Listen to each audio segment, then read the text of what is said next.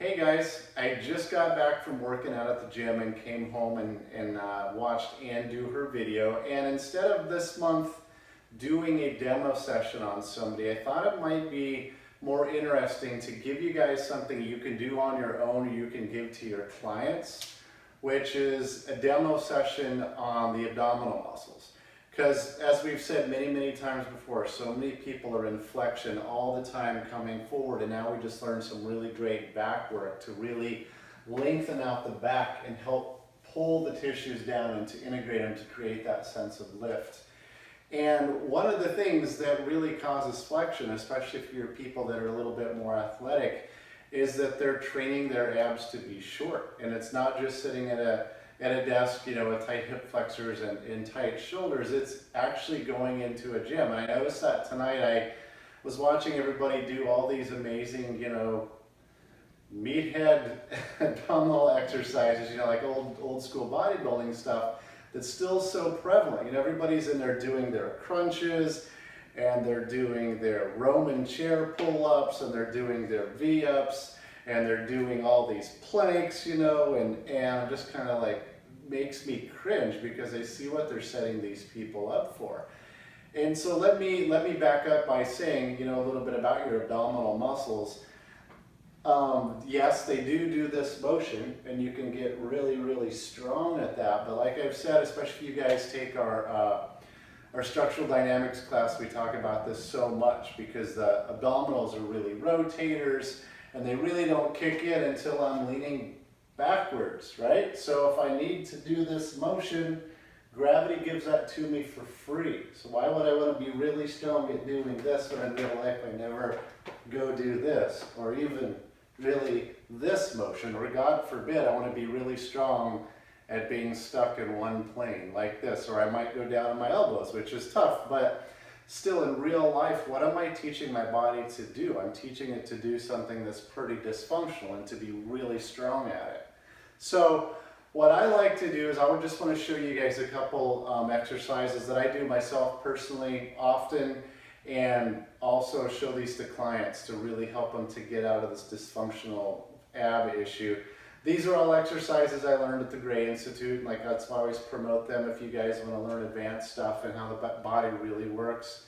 Really in depth and function, that's the place to go.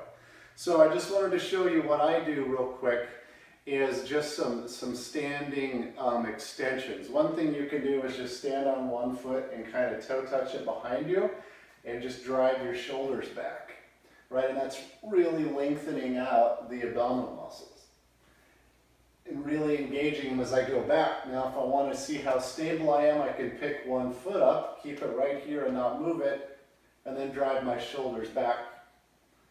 As you can see, I just did a ton of these at the gym, so I'm a little fried. But that's an example of what you can do. Just stand on one leg and just drive your shoulders back. What that does is that really lengthens your abdominals into extension. They're going to decelerate that motion and bring it back forward.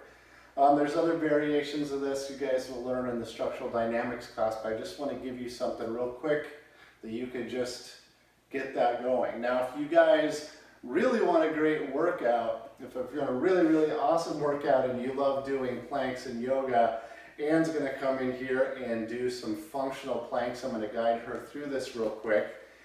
And this is something I already did a ton of these in the gym, and so I probably wouldn't be able to make it through it.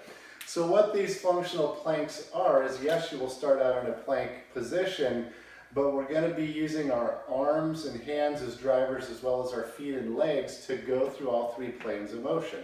So the first one is she's going to be standing, you know, in a plank. Now, if you guys have never done these before, I would start on your knees because honestly, I'm in pretty good shape, and the first time I learned these and started doing them, I had to do them on my knees for about 3 or 4 weeks before I could even do, you know, 4 or 5 reps up on my hands and knees.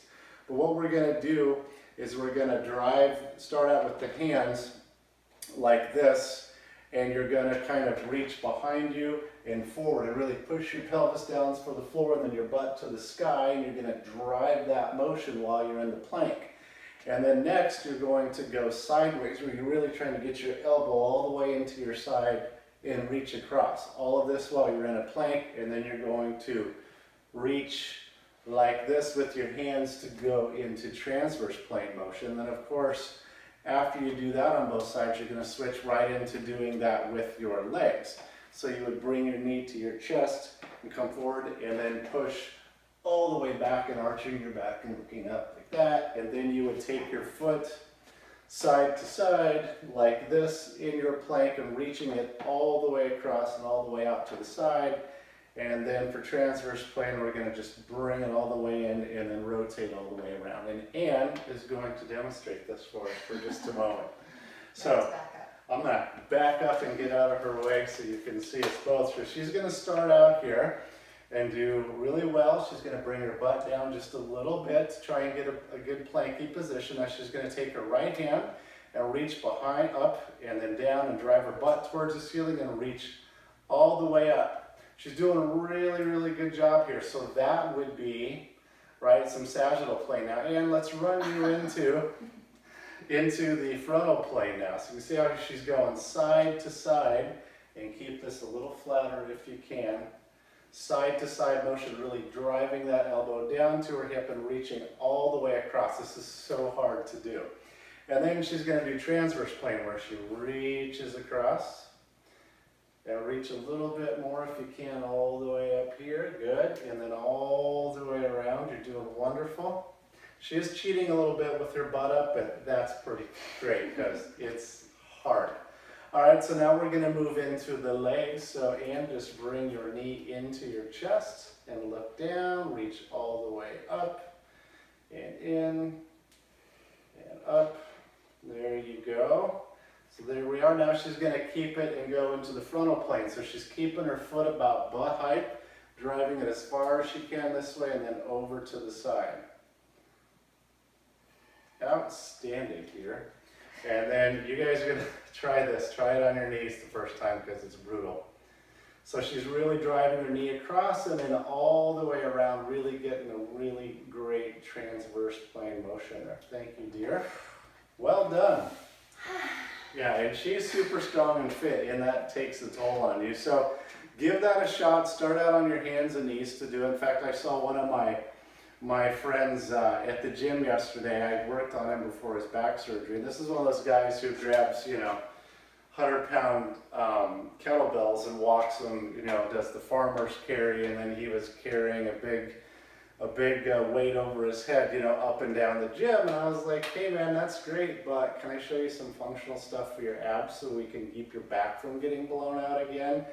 And he's like, sure. He could barely do them on his knees, and this is a guy that's huge, right? But we're not talking strength that you don't really use, right? His range of motion was about this much. He's so tight, but he was amazed at how much he had to sweat and how hard it was. But as he works through those over the next couple months, he's going to really transition to his hands and feet, and it's really going to be usable because his abdominals are really strong, but about here. For him to even try and reach up and get back was almost impossible, hence, why his lower back was tight. He had no abdominal strength or motion, and then he was carrying extremely heavy things, and not awesome.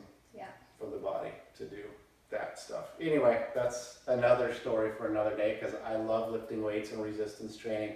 Best thing on the planet, in my opinion, for overall health. But you also have to think about function, and you have to think about what you're programming your body to do. So take these ab exercises and start doing them. They're really going to help you not only and to keep your back and everything tight, but as a therapist to keep everything strong. When you can go in and have some great motion side to side, you're working on people all day, it's really going to help you to keep your shoulders up and back. As we know, those abs come across here to here, and we're working on people all day long. We're taking ourselves into flexion. So it's really important to get your body strong. It's your tool. You want it to be very versatile so you can do more hours of work. And when it comes in our profession, a lot of people get beat up. I'm been at it for 26 years now, at least minimum of 25 hours a week usually. And I'm still going at it. I still complain once in a while, but if it wasn't for this type of workouts, I probably couldn't keep up the pace that I do. So give that a try, guys. If you have any questions, shoot us an email, but we look forward to hearing your results after you knock these out 4 or 5 times a day for a couple months. Talk to you soon.